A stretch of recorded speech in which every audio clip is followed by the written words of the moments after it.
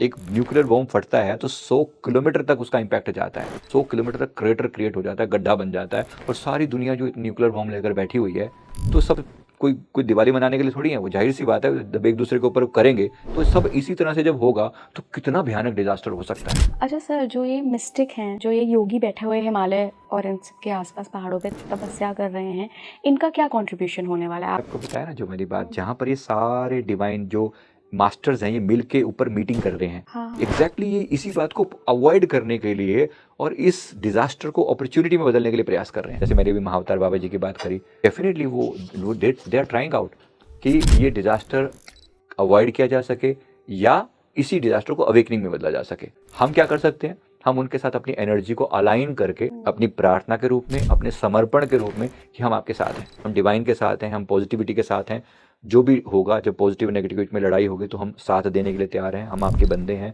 हम आपके साथ कनेक्टेड हैं, और हम मेडिटेशन करके, जाप करके हम उस ऊर्जा को सपोर्ट करें। जितना सपोर्ट करेंगे हम तो बचा ही लिए जाएंगे, एट द सेम टाइम हमारे साथ जो जुड़े हुए लोग हैं वो भी बचा लिए जाएंगे। ये है एक धर्म योद्धा का कर्तव्य। तो आप कह रहे हैं कि सबको अब धर्म योद्धा बनने की तरफ आगे चलना चाहिए मानसिक रूप से, यस। देखो इसमें मैंने 2-3-4 बातें जो कोई समरी फॉर्म में कहूँ तो, एक अपनी फाइनेंशियल बैकअप क्रिएट करना, दूसरा लोन ना लेना। एनआरआईज के लिए एक संदेश मैंने दिया था कि भी हो सके तो इंडिया में अपना बेस खत्म ना करें, कुछ ना कुछ बेस बना के रखें। कि हमें ये ऐसा बताया गया कि यूरोपियन लोगों ने दुनिया के ऊपर कब्जा कर करके ना, और जो इतने टाइम तक जो टॉर्चर किया था, क्या यूनिवर्स कभी इन्हें रिवर्ट बैक नहीं करेगा?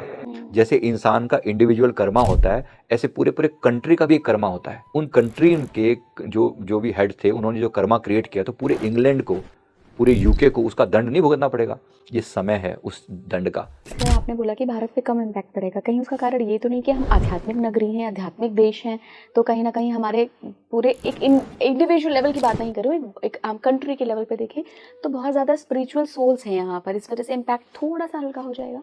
इसमें बहुत सारी बातें हैं। अगर मैं सारी चीज़ों को कंपेयर करूँ, जो एंजल्स ने भी मुझे बताया उससे भी कंपेयर करूँ, तो जिसमें चांसेस इस बात के हैं कि इंडिया इस विश्व गुरु बन के निकलेगा, उभरेगा।